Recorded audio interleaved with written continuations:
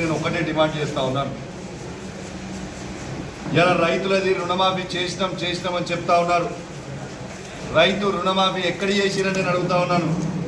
నా హుజురాబాద్ నియోజకవర్గంలో దాదాపు ఇంకా 60% మంది రైతులకి ఇంకా రైతు రుణమాఫీ కాకపోవడం చాలా బాధాకరం అని చెప్పి సందర్భంగా తెలియజేస్తా ఉన్నాను. నేను ఈ ప్రభుత్వాన్ని డిమాండ్ చేస్తా ఉన్నాను. వెంటనే రైతులకు అందరికీ కూడా రైతు రుణమాఫీ చేయాలని నేను డిమాండ్ చేస్తా ఉన్నాను.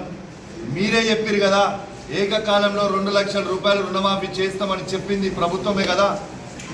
ఈ మీ మాటలు వినే, మీ మోసమైన మాటలు వినే ప్రజలు ఓటేసి మిమ్మల్ని ఆ 1.8% ఏవైతే ఎక్కువ ఓట్లు పడ్డాయో ఈ మోసమైన మాటలతోనే కదా అని చెప్పి నేను అడుగుతా ఉన్నాను.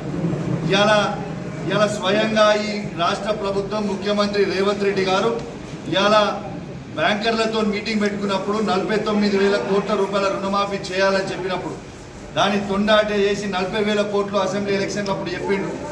తర్వాత పార్లమెంట్ ఎలక్షన్లు వచ్చేవరకు 31,000 కోట్లు అని చెప్పిండ్రు. ఇలా బడ్జెట్లో పెట్టేవరకు 26,000 కోట్లని పెట్టిండ్రు. ఇలా రుణమాఫీ చేసింది 17,994 కోట్లు మాత్రమే.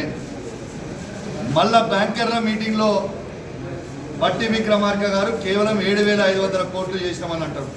అసలు ఈ 17,994 కోట్ల ఎన్ని వేల కోట్ల రూపాయలు మీరు రుణమాఫీ చేసిర్రు అనేది శ్వేతపత్రం రిలీజ్ చేయండి. నా హుజురాబాద్ నియోజకవర్గంలో ఎక్కడికి పోయినా, ఏ ఊరికి పోయినా ఇలా కేసీఆర్ గారి కట్టించిన రైతు వేదికలలో ఇలా వేలాది మంది రైతులు ఇలా తరలిపోతూ ఉన్నారు. ఇది నిజం కాదా? ఇది అబద్ధమా? ఇలా ఈ పంట టైం కూడా అయిపోతుంది. ఇంకా 15 రోజులు అయితే పంట టైం అయిపోతుంది. ఇవాళ రైతు బంధు వాళ్ళు పెట్టిన రైతు భరోసా ఇవాళ దాకా రైతులకు ఎందుకు వేయలే నేను అడుగుతా ఉన్నాను.